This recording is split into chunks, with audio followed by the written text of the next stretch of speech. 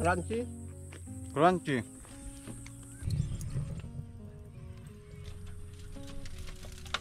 Wow. Panalo. Nakakatuwa mga kalayas oh.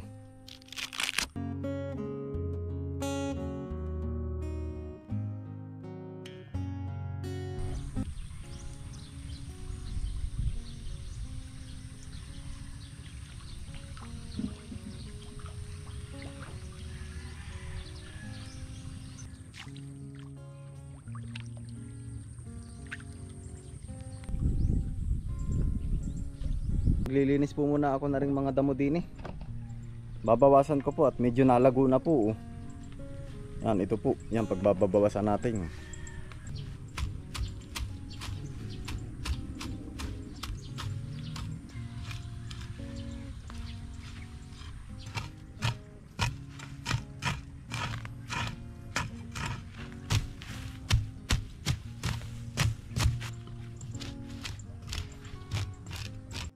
Ayan na mga kalayas. Ito talaga yung setup po na gusto kong makita kapag ako'y naandito. Siya po ay native. Ano po, may pagka native. Kumbaga yung mga makikita po natin dito, mga kawayan lang, tsaka yan. Ganyan-ganyan po kasi dati yung harapan po nung kina inana eh. Linis na linis. Ito yan, meron tayo ditong tain. Ayan, so anyways, ito, okay na po itong ating harapan. Balik na po ulit siya sa dati. Probinsyang probinsya po ano.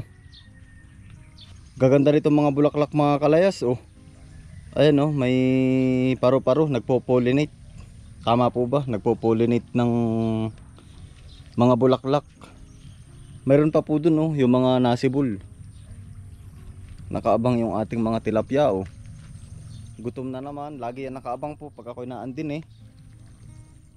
Ito naman mga bulaklak, buhay na buhay oh.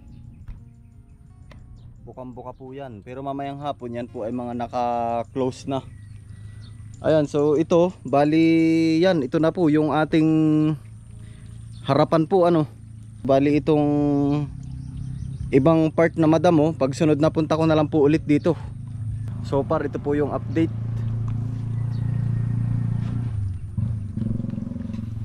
Pag naman po tayo ay naandito sa pwesto na to, yan po ang ating kusina. Hindi pa lang po natin nabubuksan. Tayo po ay gagawa ng puto seko. Bali 2 ingredients lang po aring ating gagawin. Subok lang po ulit ano. Ari po ay 1 kilong gatas. Yan, condensed milk po mga kalayas. Tapos lagyan po natin ng cornstarch. Ari po ay tatansyahin lang po natin mga kalayas kung gaano karaming cornstarch. 1, 2, 3, 4, 5, 6, 7, 8, 9, 10. Halu-haluin lang po natin. Cornstarch mga kalayas, baka po harina ang inyong mapalagay. Ano?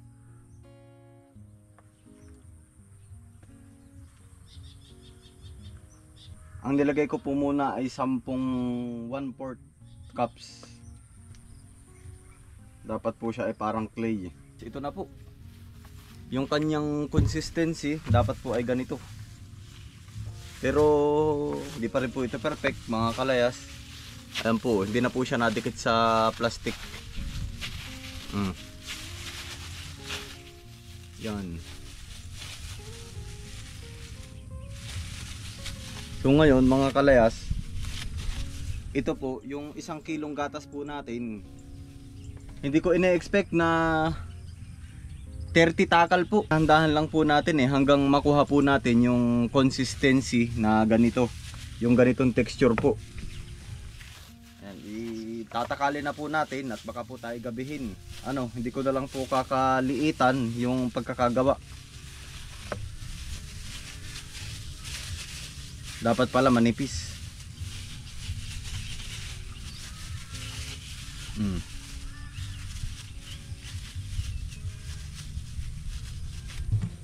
Yan, i-diretso ko na po dito sa ating tray.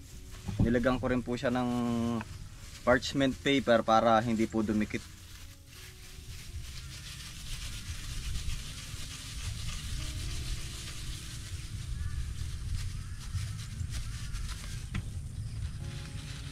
Actually dapat po yan ay maliliit na bilog-bilog. Pero pag sunod na lang po natin gagawin. Pag yun tayo po ay may mga molder na.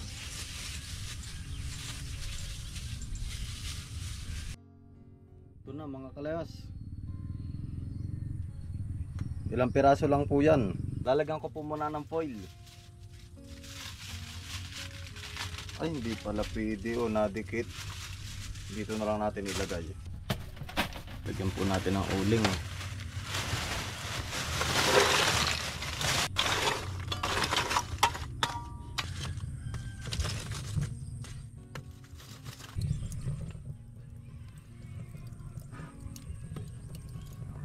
Bumabaga na mga kalayas, ang init na oh. Salang na natin mga kalayas. Ah, init.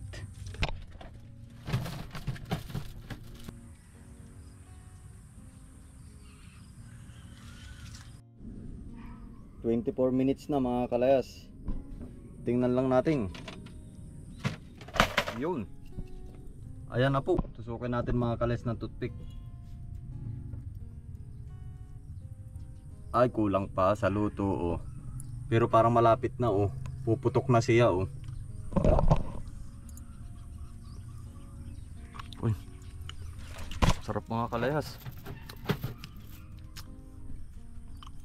Ayos. 41 minutes mga kalayas. Tingnan na natin.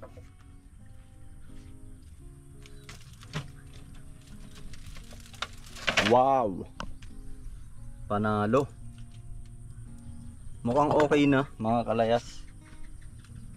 Hindi lang siya pumutok, gawa ng siguro kailangan pa tong dagdagan ng itlog or kulang sa cornstarch. Ayan oh.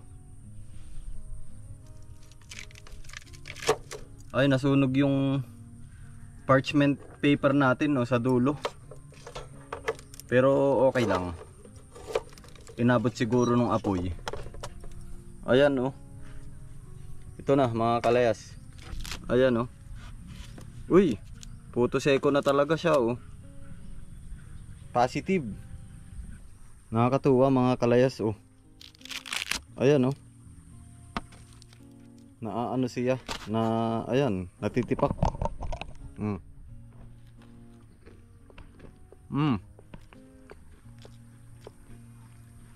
Mas masarap siguro mga kalayas kung lagyan pa to ng itlog. Pero okay na siya yung texture niya. Ito naman ay practice lang mga kalayas. Baga trial lang ano. Instead na bumili tayo sa bayan, tayo na lang mismo ang gagawa. Ayan, so since busy po si kuya, papatikmin natin. Ako na ang magdadala mismo doon. Maiba naman mga kalayas. Hey son. Ayan mga kalayas oh. Parinig ka, nagkano ka ba? Bibisita. Ikay akin muna nga abalahin. Halika. Ano yan? Daw, tikman mo raw.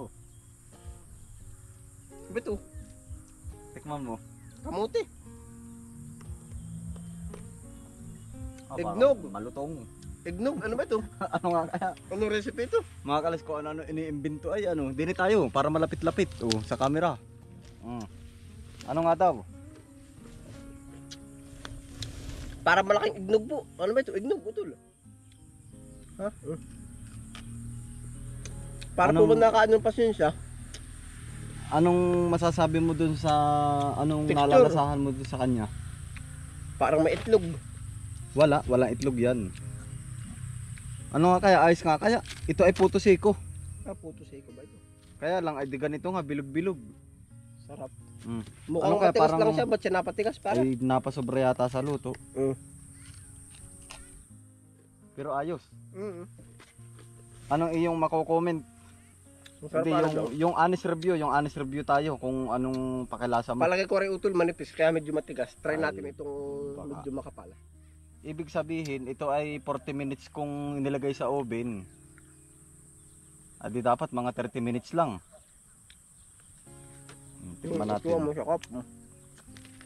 Medyo malambot.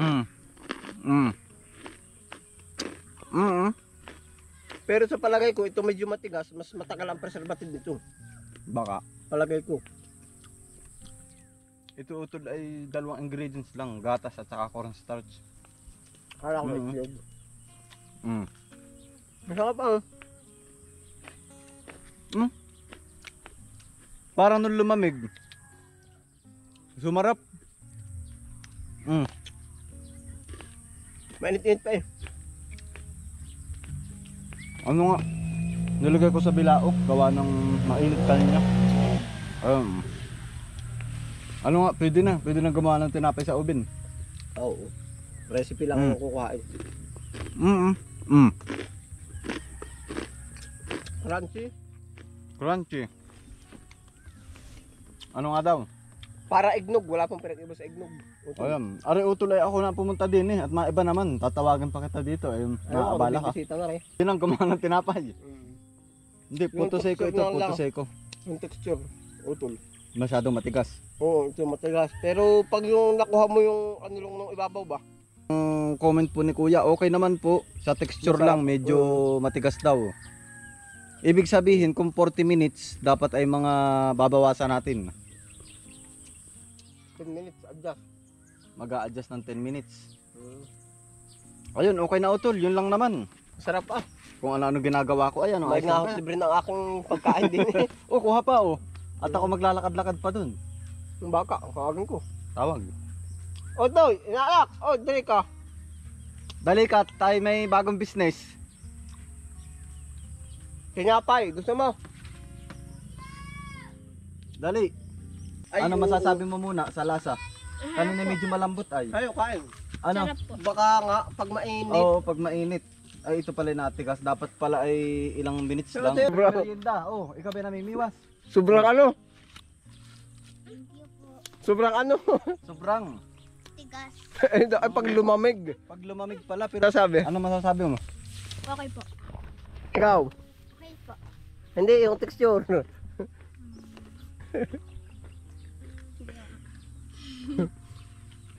Ano masasabi mo? Lasang ano? Masarap. Masarap daw. Parang naging cookies. Yung ating puto ko. Ayun, okay na. Salamat sa inyo ha. Lasang batigal. Okay na utol. Ano ba? Mahal na ito eh. Tiyo. Pero kanina alambot. Otoy, oh, salamat ha. Salamat po. Ayan, painumin po natin ang gatas. Aring dalawang aso. Itim oh. Bali yung pong natira na daw sa bahay ko na po lulutuin eh. O-oven ko na lang po.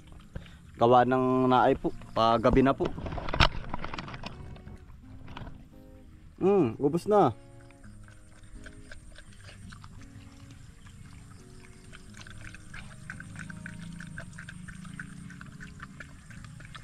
Oh, itim. Oh. Itim, kay itim naman. Oh. Itim. Itim. Oh.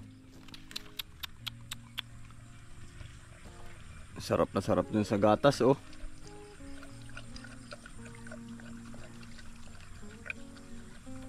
Maraming salamat po sa inyong pagsama. Ingat po kayo palagi. Saan man po kayo naroon.